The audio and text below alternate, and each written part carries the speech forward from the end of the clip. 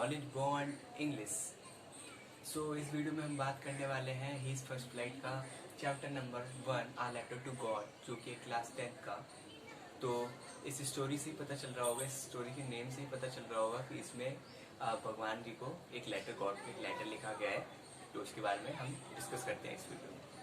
तो let's start it. तो एक फार्मर होता है जो कि पहाड़ पे रहता है। उस पहाड़ पे उसका ही अकेला घर होता है एंड वो पहाड़ पे रहता है। उसकी वाइफ होती है, उसके बच्चे होते हैं। तो फिर वो उसने कॉर्न की फील्ड लगाई होती है।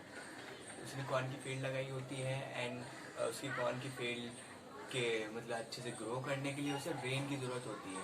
तो वो उसी ऐसे देख रहा होता है कि काश रेन हो जाए, अच्छी सी बारिश हो जाए। फिर उसके बाद ऐसे देखता देखता रहता है। फिर उसके बाद उसकी वाइफ बुला लेती है। उसकी वाइफ उसे घर में खाना खाने के लिए बुलाती है। वो खाना खाने आता है एंड फिर अपनी वाइफ से कहता है कि अगर बारिश हो जाए तो इस बार हमारी फसल बहुत अच्छी होगी और हमारी इकोनॉमिक भी बहुत अच्छी रहेगी घर की। तो फिर उसके बाद उसकी वाइफ कहती है काश भगवान ऐसे ही करें। फिर उसके बाद वो खाना खा के आता है, बाहर आता है। फिर वो बादलों को देखता है। बादल को देखता है तो फिर उसके बाद उसे बारिश जैसा मौसम दिखता है। उसे बारिश जैसा मौसम दिखता है तो वो सोचता है कि बारिश हो सकती है शायद। फिर थोड़ी देर बाद ही बूंद गिरने लगती है बारिश की, रेन होने लगती है, रेन ड्रॉप्स गिरने लगती हैं। फिर वो रेन ड्रॉप्स गिरने लगते हैं। वो बहुत ही हैप्पी होता है, बहुत ही खुश होता है, क्योंकि अब उसकी जो कॉर्न की फील्ड है वो बहुत ही अच्छे से ग्रो करेगी। तो ग्रो करेगी तो इसीलिए जो वो रेन ड्रॉप्स गिर रही थी तो उसने उस रेन ड्रॉप्स को पैसोस का नाम दिया। पैसोस वहाँ की करेंसी है जो कि उधर यूज होती है एंड उसने इसका पैसोस का नाम इसलिए दिया क्योंकि ये जो रेन होगी इससे हमारी जो है कॉर्न की फील्ड अच्छी होगी एंड अच्छी होगी तो हम इसे मार्केट में अच्छे अच्छे दामों पे बेच सकेंगे। इसलिए उसने इसका नाम पैसोस दिया रेन ड्रॉप का। फिर उसके बाद क्या कहते हैं, फिर से वो बादलों की तरफ देखता है तो उसे लगता है कि मौसम खराब होने वाला है, बारिश तेज होने वाली है।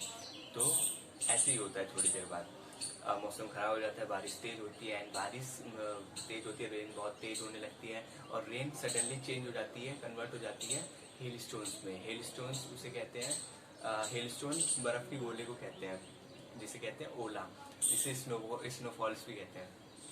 तो स्नोफॉल्स होने लगती है, स्टोन होने लगती है।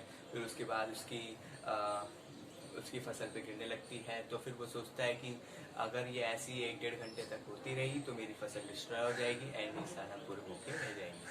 तो फिर उसके बाद क्या कहते हैं, वो रेन ड्रॉप होती रहती है कम से कम 1.5-2 घंटे के लिए। उसकी जो पूरी कॉर्न की फील्ड होती है वो सब डिस्ट्रॉय हो जाती है, सब बर्बाद हो जाती है। एंड देन जब वो बर्बाद हो जाती है फिर वो बहुत ही सैड होता है और उसकी जो फील्ड होती है वो ऐसे लगता है उस पर नमक की चादर बिछा दी गई हो। नमक की चादर ऐसे लगती है क्योंकि वो फील्ड पूरी ओलों से वाइट पूरी चादर की तरह लगती है, इसलिए फिर वो नमक की चादर की तरह लगती है उसकी फील्ड। एंड फिर उसके बाद वो जाता है घर पे जाता है, खाना ना खाता है। फिर रात का टाइम होता है तो बहुत ही परेशान होता है, टेंशन में होता है कि अब इस साल क्या होगा, हमारी पूरी फील्ड खराब हो जाएगी, ये वो ऐसे ही सोचता रहता है। जब वो सोचता है ये सब चीज़ें तो बहुत ही परेशान होता है और फिर सोचता है कि इस साल हम भूखे रह जाएंगे, अब क्या होगा। फिर वो सुबह उठता है। फिर वो गॉड में बहुत ही फेथ रखता था, बहुत ही विश्वास रखता था। तो वो गॉड को एक लेटर लिखता है। गॉड को लेटर लिखता है कि गॉड, इस बार मेरी फसल रेन हेल स्टोन्स की वजह से पूरी डिस्ट्रॉय हो गई है और क्या कहते हैं मुझे घर चलाने के लिए 100 पैसों की ज़रूरत है। जब तक मैं 100 पैसों से अपना घर भी चलाऊंगा, नई फील्ड भी उगा लूँगा। तो मुझे आपसे रिक्वेस्ट कर रहा हूँ कि मुझे 100 पैसों दे दीजिए। तो फिर वो लिखता है, उसको एड्रेस तो पता नहीं होता गॉड को, तो उधर लिखता है टू गॉड, मतलब गॉड के एड्रेस में लिखता है टू गॉड। फिर उसके बाद क्या कहते हैं, वो लेटर वो लेके जाकर पोस्ट कर देता है एंड देन वो पोस्ट करता है। तो फिर पोस्ट करता है तो फिर उसके बाद पोस्ट एम्प्लॉई आता है, सारी पोस्ट पढ़ता है, ये कहाँ की एड्रेस की है। देन लंचो की पोस्ट का नंबर आता है एंड लेटर का नंबर आता है। तो वो लेटर लेता है एंड पढ़ता है तो उसे बहुत ही ज़्यादा हंसी आती है, वो बहुत लाफ करता है एंड देन वो लाफ करता है। फिर वो हंसता है। फिर उसके बाद वो सोचता है कि हाँ भगवान को कौन सा लेटर जा रहा है, ये वो। फिर वो अपने पोस्ट मास्टर के पास जाता है। पोस्ट मास्टर के पास जाता है तो वो भी मोटा सा होता है, तो वो भी खूब हंसता है उसका वो लेटर पढ़ के, एंड देन कि हाँ भगवान के पास कैसे जाएगा ये सब। फिर उसके बाद क्या कहते हैं, फिर वो मतलब जो पोस्ट मास्टर होता है वो बहुत ही अच्छे नेचर का होता है, बहुत ही गुड नेचर का होता है, अच्छे नेचर का होता है। तो उसने सोचा कि इसने भगवान पे इतना फेथ किया है तो ज़रूर इसको बहुत ही ज़्यादा पैसों की ज़रूरत होगी, और मैं इससे पैसों की ज़रूरत से मैं इसकी मदद कर सकता हूँ, मेरी क्षमता है, मैं मदद कर सकता हूँ, तो मैं इसकी मदद ज़रूर करूँगा। तो फिर उसके बाद क्या कहते हैं, वो अपनी सैलरी से कुछ हिस्सा लेता है, कुछ अपने एम्प्लॉयज़ से लेता है, कर करके ऐसे पैसे कर करके वो 17 पैसों इकट्ठे कर लेता है। देन 17 पैसों वो इकट्ठे कर लेता है। फिर उसके बाद क्या कहते हैं, वो उसी पोस्ट में रख देता है, 17 पोस्ट से 17 पैसों। फिर उसके बाद नेक्स्ट संडे लंच वापस आता है, फिर से आता है। क्या कहते हैं, पोस्ट के पास की पोस्ट आई मेरे लिए, कोई आई कि नहीं आई।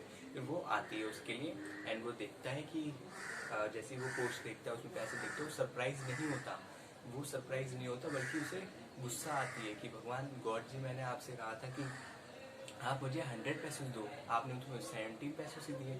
फिर उसके बाद उसे बहुत गुस्सा आती है। फिर उसके बाद फिर वो जाता है, फिर से पेन और लेटर लिखता है, पेन से लेटर लिखता है। फिर उसके बाद क्या कहते हैं, जाता है, वो लेटर लिखता है, लेटर में लिखता है कि गॉड मुझे पता है आपसे इतनी बड़ी गलती तो हो नहीं सकती, आपने ज़रूर 100 पैसे भेजे होंगे, बट इधर के पोस्ट एम्प्लॉयज़ ने पैसे ले लिए होंगे, 30 पैसों से ले लिए होंगे, एंड ये पोस्ट एम्प्लॉयज़ और इधर का पूरा जो पोस्ट मास्टर का पूरा जो स्टाफ है, ये बंच ऑफ क्रूक है, मतलब चोर हैं। तो क्या कहते हैं, फिर उसके बाद ऐसे ऐसे लिख देता है, एंड इस बार जो मेरे रेस्ट मनी है वो मुझे सेंड करना विदाउट मेल, मतलब मेल के थ्रू मत करना, आप किसी और थ्रू मुझे सेंड कर देना। फिर उसके बाद क्या कहते हैं, वो लेटर लिख देता है एंड डाल देता है। और फिर उसके बाद जो उधर के पोस्ट मास्टर था जिसने हेल्प करी थी उसकी, वो भी मतलब सैड हो जाता है थोड़ा कि हाँ ये तो सरप्राइज ही नहीं हुआ, ये तो वो नहीं हुआ। फिर उसके बाद क्या कहते हैं, वो इस स्टोरी में लास्ट में यही होता है कि क्या कहते हैं, वो उन्हीं लोगों को, जिन लोगों ने इनकी हेल्प करी थी, उन्हीं लोगों को ये बंच ऑफ फ्रूट कहता है, एंड उनकी भगवान को फिर से लेटर लिखता है, एंड ये कहानी ख़त्म हो जाती है।